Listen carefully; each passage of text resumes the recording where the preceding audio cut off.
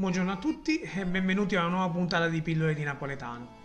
Oggi parleremo di un termine che viene utilizzato per indicare una persona molto determinata.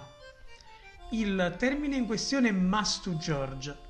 Con il termine must to George si intende una persona molto determinata e che è capace di prendere in mano le redini di una situazione molto complicata e portarla a termine, volendo anche utilizzando la violenza.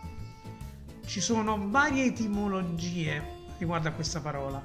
La prima, quella meno accreditata, fa derivare il termine dalla parola greca mastikoforos, ovvero portatore di frusta.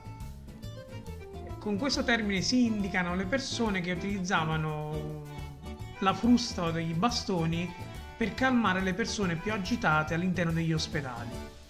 Il secondo termine, che è quello più accreditato, fa derivare il termine da un tale Mastro Giorgio Cattaneo, un castigamatti del Seicento, ovvero un infermiere che lavorava all'ospedale degli incurabili, che era convinto di poter curare le psicosi dei pazienti attraverso le percosse, con dei bastoni o con delle fruste.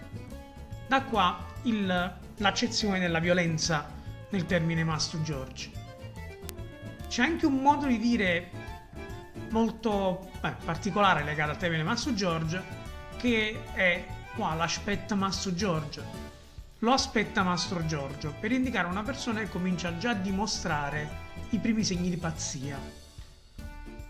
Detto questo, io vi saluto, vi ringrazio come al solito per l'attenzione, vi rimando a una prossima puntata di Pillole di Napoletano e, come si dice sempre a Napoli, ciao Brim!